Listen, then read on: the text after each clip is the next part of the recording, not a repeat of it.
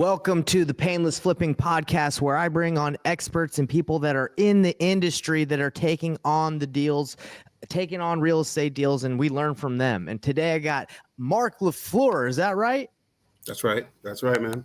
How are you? We got Mark LaFleur, who's a chef, ultimate chef. He's going to tell us how he got into real estate investing. Mark actually reached out to me, so letting me know about some of the deals he's been doing recently. And I said, man, let's talk about your journey in real estate, because it doesn't matter where you're at in real estate, whether you just started and you're kind of dialing and you're trying to figure it out, whether you've done a couple deals or you're done hundreds of deals or thousands of deals. You can learn from everybody because everybody has something to offer. So Mark, I wanted to bring you on here and kind of learn what's your journey been like, man. Tell us a little bit about yourself in like 60 seconds. Just kind of give us a little intro, and then we'll start just chatting it up. Yeah, man. Thanks, appreciate it. Yeah. Well, married, 6 kids, and so spent a lot of the time with the family. Yeah, you got to with 6 kids, right? First and foremost, yeah, 100%. That's awesome.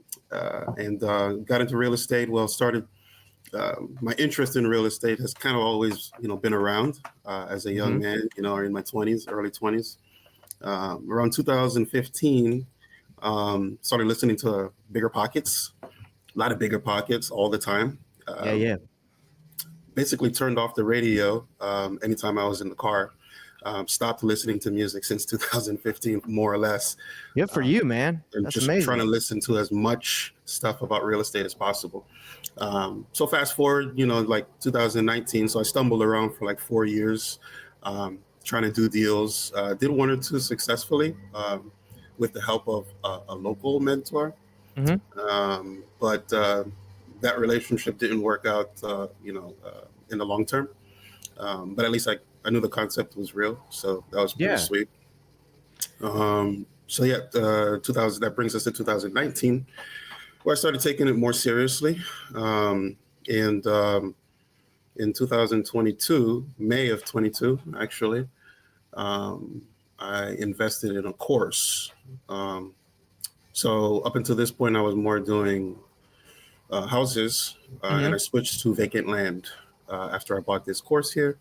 And it's taken off like a rocket since then. So really since May 22 up until now, I've done the bulk of all my transactions, and I'm having a ball, making money. So it's Dude, great. I love to hear that, man. So you were doing houses and it was a struggle, right?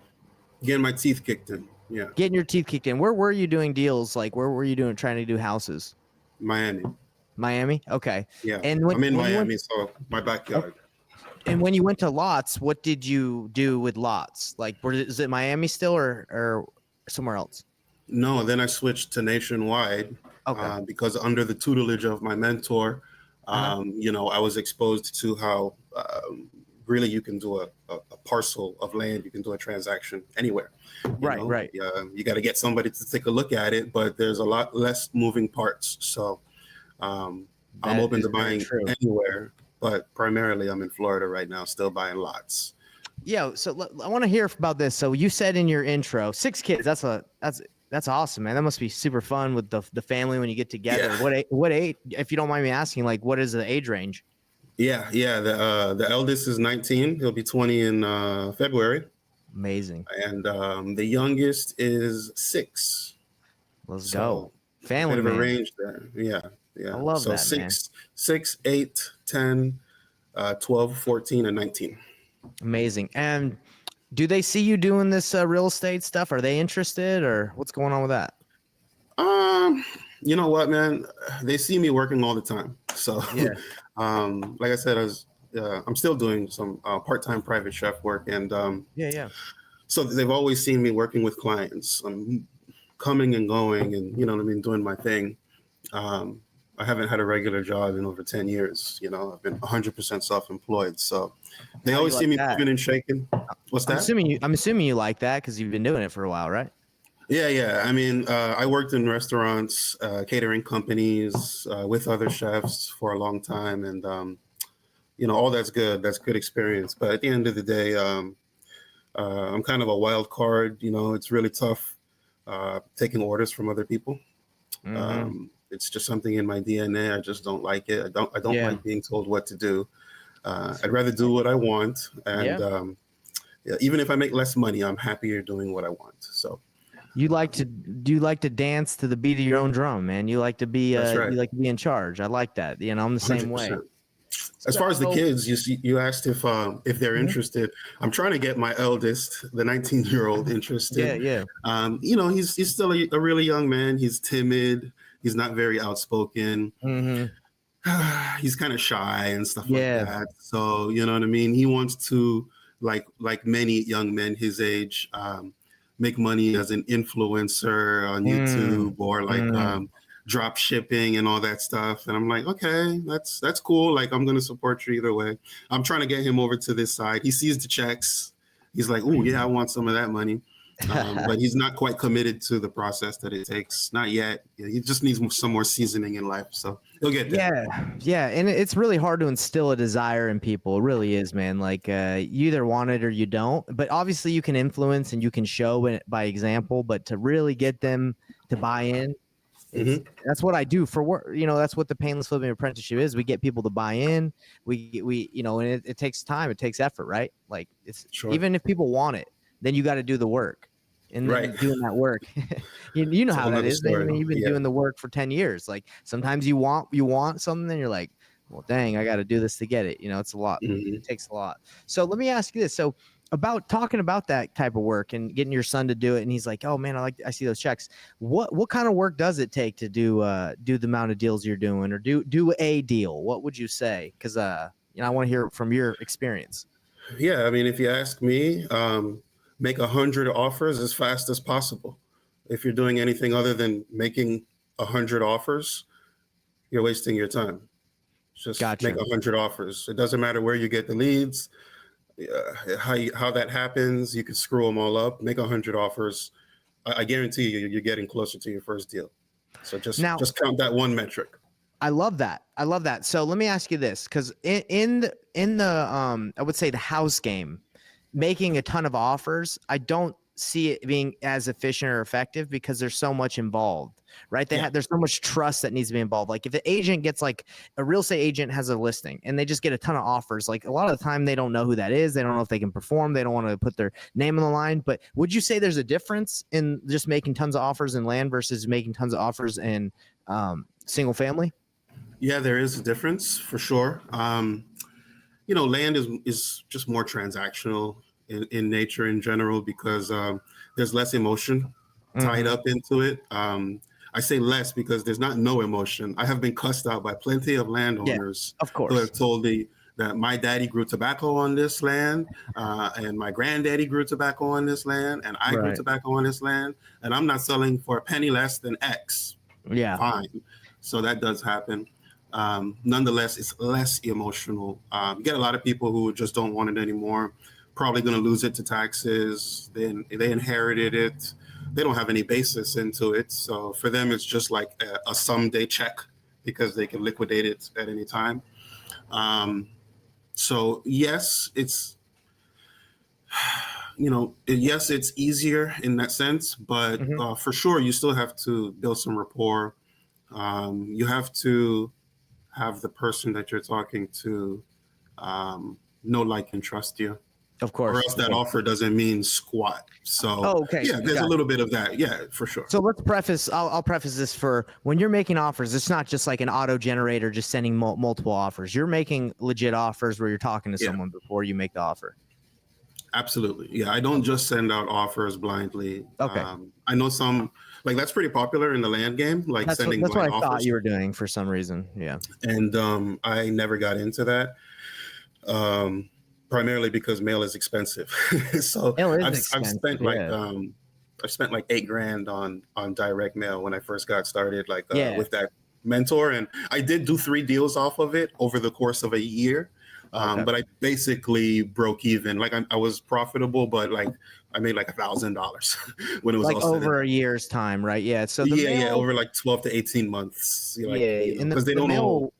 call Yeah. at the same time. Exactly, right? So mail hits at different times, right? Like at least the deals. Hmm. So when you're calling these sellers of these land, are you making the offer or are they kind of giving you an idea of where they want to be and it's kind of close, or are you usually having to lowball them and just kind of cross your fingers and hope they accept the offer? How does that usually go for the ones that you do get? Yeah, well, so I am not talking to sellers as much these days, but I can speak to when I was. So yeah, I'd call them up and I'd ask them, "Hey, you're interested in an offer on this property?" And they either say yes or no. And if they say yes, I just try to kind of confirm a couple of things about the property. Try to figure out if they ever had any plans for building on it. Like if it's an infill lot, depending on the property, I have some questions that I want to ask just to get them to open up and talk to me a little bit. And then I always ask them, not as quickly as possible because I don't want to seem aggressive, but pretty early on in the conversation, I'm asking, yeah, well, what do you want for this thing? What's, and I don't know how many, more often than not, they don't throw a number out there. They're like, well, you called me. Yeah.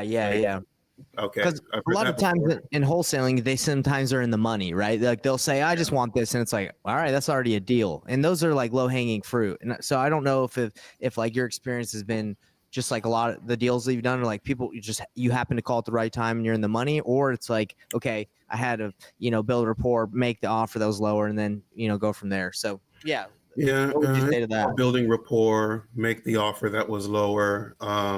I guess a handful of times it's a lay down, and then I still negotiate them a little more, Of course, yeah. Make them feel like they won or they left money on the table.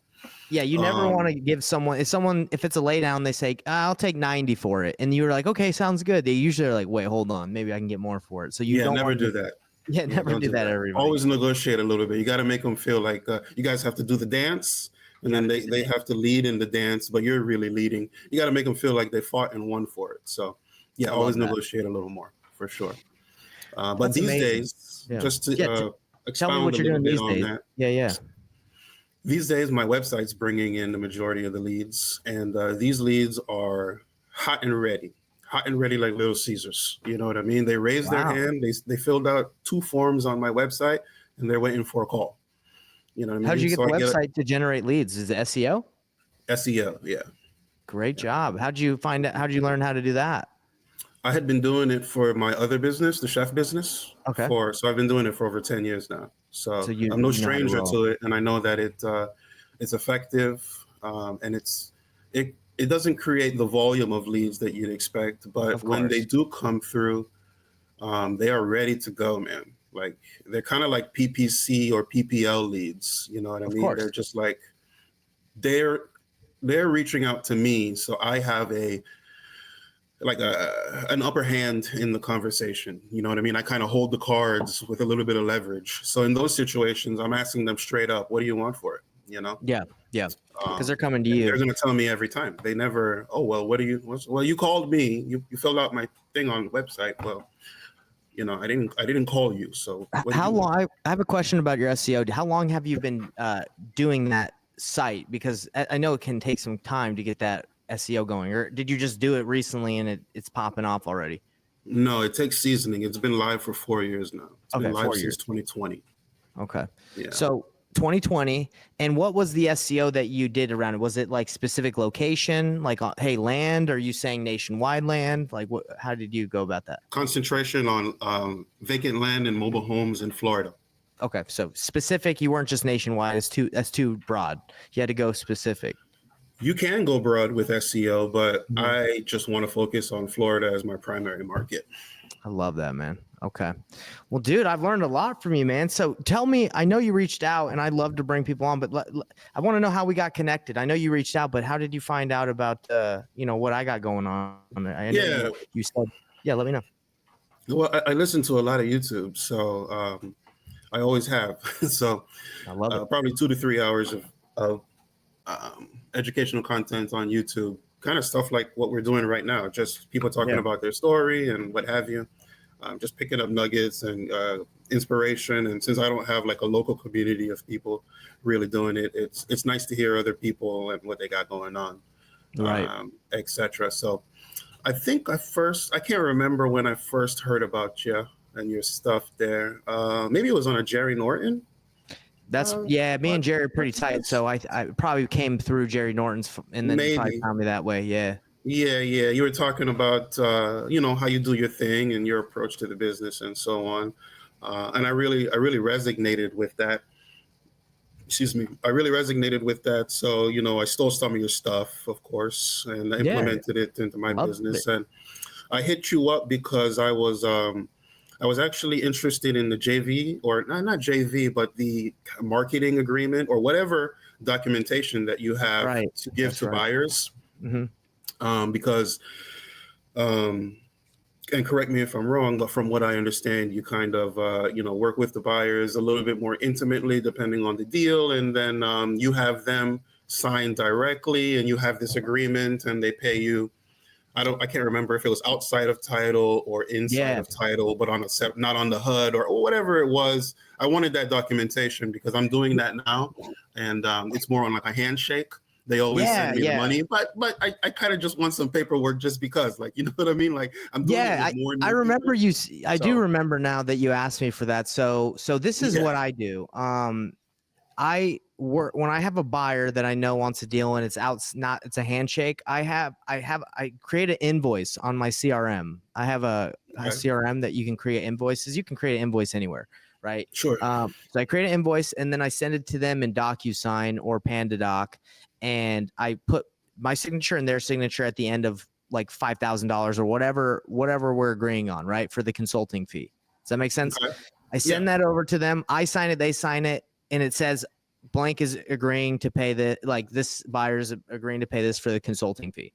I send that to once we sign it, we send it to the title company that the deal is closing on, and the title company knows what's going on. In the description of the invoice says my invoice information, like for not my invoice, my wire information. So when the deal hmm, closes, the title company just wires me the money, wires me the gotcha, funds. yeah, So it's an invoice that's sent to the title company, and the title company knows what's going on because the seller is like, the buyer's like, yeah, this is this is who I'm working with. This is a consulting fee. So they pay it hmm, out. So you never have to worry about like your buyer kind of paying you because the title company's in the loop. And hmm, if they hmm, don't want to get the title company like to disperse the funds, then I would kind of be a little cautious about that. I'd be like, well, why not? That's how I usually do it. But right. if they're like, oh, I'll just give it to you later, that's fine. Like if you have a good relationship. But for me, it's just easy. It's just like, hey, when the transaction closes, just the title company will just send me the money. It's easy. Right, right, right. Because buyers, they're like squirrels, man. As soon as they get that one nut, they're on to the next one. They're like halfway done with it. They drop it. They're running back and forth. And sometimes they don't mean to kind of like keep you waiting. Yeah. Yeah. But Agreed. that you don't always get paid right away. I learned that the hard way. Yeah. But yeah, I close outside of title with like 2 or 3 buyers, and sometimes those buyers we close inside a title as well. I Yeah. recently had a title agent tell me like, hey, I need an agreement. And I'm like, we've done like 3, 4, 5 of these without an agreement, but now you Right. want one, and that's fine. So that's why I started like thinking, all right, let me just always have it go through title. I'll always have the HUD as well, so I can keep track of my deals for tax purposes and just Right. for proof that I'm actually doing the business. And so that's how we met, and you were gracious enough to ask me to, just kind of share what I got going on here. So I appreciate it. I love it, man. Yeah. So I hope what I said helps you. I think like if they want an agreement, that you could say that technically is an agreement, right? Like it's Sure, it is. paperwork that's signed. If they want something a little bit more exclusive, you could write something up, but mainly it's a consulting fee. That's it, Got it. right? Got it. Got it. So yeah, man. Well, it's been a pleasure, and I want you to stay in touch. And I know that I've learned a lot from you and from the way you operate the business, and I know a lot of people have as well. So if anybody wants to reach out to you just to connect, where can they hit you up, man? Yeah, I mean, you can give me a call or a text. My business number is 954-613-6115. That's 954-613-6115. Or you can shoot me an email, info@hitpropertygroup.com, HIT propertygroup.com. Either one of those be the best way to get in touch with me. And if you have deals, send them my way because I'm buying anywhere in Florida. Don't send me that retail stuff because I don't want it. Go find a builder. Bring me something at 60% of conservative retail value that can be supported by comps, and I'm your buyer all day long. And we got a fan. We got a fan for you. You got Manuel. I think that's how you say it, Manuel Rank. Such an inspiring video. Mark's ability to balance being a personal chef and wholesaling real estate is amazing. Thanks for sharing his journey. Man, you got a fan out here, Mark. Thanks, dude. I Yeah, man. appreciate it. You said this was your first interview, but hey, you crushed it. So I guess watching all those other interviews, you learn how to get it done, you know? Yeah, I guess so. I mean, at the end of the day, I'm no stranger to talking to people. Yep. Well, congratulations, man. Always inspiration to learn from others. And I'm proud of you for taking action. And one day I know your kids are going to see, obviously, all the hard work you're doing. You know, they're going to get into real estate just in their due time if they want, right? Or maybe they might be an influencer. Who knows? Who knows what I told them, listen, do whatever you want to do, but always have a way to make some money. And that'll be real estate on the side over here. So when you're ready, I'm ready to teach. I love it, man. Well, appreciate it. And we're signing off, everybody. If you like this video, please like the video, because if you like it, the algorithm says, hey, this is a good video. Let me get in front of more people. And by the way, if you guys want to learn how to wholesale, whether it's land or lots or anything, what we do is we have a free training every week in our Facebook group where we go over like the core principles of how to get into getting your first deal. And, if you want to learn how to get that first deal, pop in on our Facebook group. We do it at 4 p.m. Eastern Standard Time today and every Thursday. Catch you guys later. Peace. Hey everybody, what's up? It's Nathan Payne, and for the first time ever, we just released this insane training bundle that has literally everything that I've learned from doing a combined 4,000 deals in real estate, all from starting with absolutely no previous business background experience or any real estate experience. Plus, there's over $19,000 worth of free gifts that we're throwing in, all for an insanely low price. If you want to get your hands on this, be sure to click the first link on the description below right now.